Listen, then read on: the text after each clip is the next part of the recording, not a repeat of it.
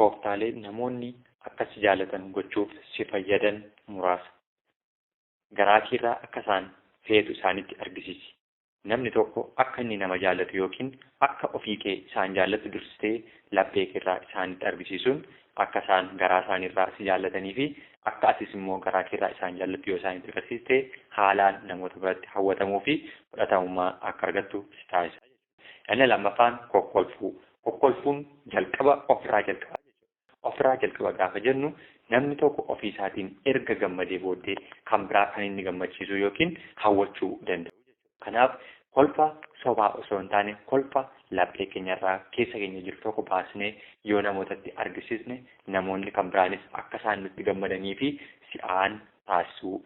Maqaa namootaa yaadachuu fi ittiin waamuun furtuu hariiroo dhala namaa akka ta'e kan agarsiisu keessaa inni tokko maqaa namaa yeroo hundumaa namoota walitti dhiyaannu tokko ni yaadanna taanaan yookiin ni waamna taanaan bakka namoonni nu dagataniiru jedhanii jiranitti gaafa maqaa isaanii waamnu akka hamilee fi mooraaliin isaanii yookiin hamileen isaanii haalaan si'aayina argatuu fi hamilee guddaadhaan akka isaan nu jaallatan kan taasisu keessaa isa tokkodha.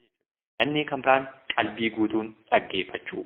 Namni tokko sa'aatiin haasa'utti haasaasaa addaan kutanii haasa'u osoo hin taane eega inni haasa'ee fixee wanta inni haasa'e sana qalbiidhaan dhaggeeffachuudhaan akka hamilee isaa hin cabneef jabaadhuu itti fufi jechuudhaan jajjabeessuu fi yaada hamilee isaa daraan cimsuu danda'u itti uumuudhaan namni tokko akka inni nu jaallatuu fi akka inni yeroo hundumaa haasaa haaraa fidee nutti haasa'u kan nu taasisu keessaa isa tokko.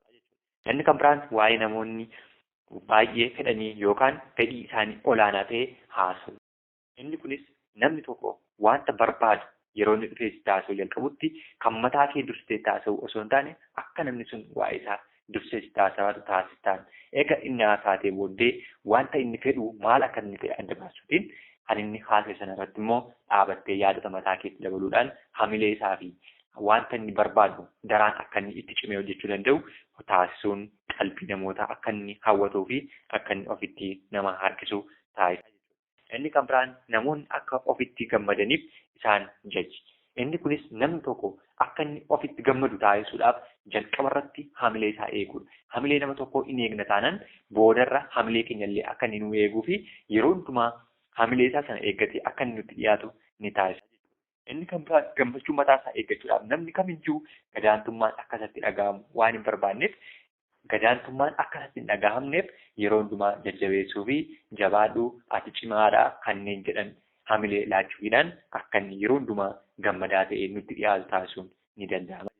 Warreen kun tooftaalee namoonni akka si jaallatan gochuudhaaf si fayyadan muraasa haa ta'an iyyuu malee inni kan biraan achirratti kan dabaluu barbaadu qalbii guutuun dhaggeeffachuu fi waa'ee waan namni baay'ee fedhu tokko yeroo hundumaa hojjechuu fi raawwachuutiin kan nuti caalaatti namootaan hawwatamuu fi fudhatama argachuu dandeenyu yoo ta'u akka fakkeenyaatti namni qurxummii kiyyeessu tokko yookiin qurxummii qabu tokko qurxummii qabachuudhaaf yeroo gara lagaatti deemu bakka qurxummiin jiru sana erga baree booddee bakka qurxummiin jirtu sanatti boqqolloo fuudhee dhaquu qaba osoo hin taane wanta qurxummii nyaattu dursee qo'atee yookiin barbaadee fudhatee dhaquu qaba jechuudha. Kanneen akka ilbiisota yookiin quruphisa fi kanneen kana fakkaatan wanta qurxummii nyaachuu danda'u kiyyoo isaa sanarratti hidhatee dhaquu qaba jechuudha.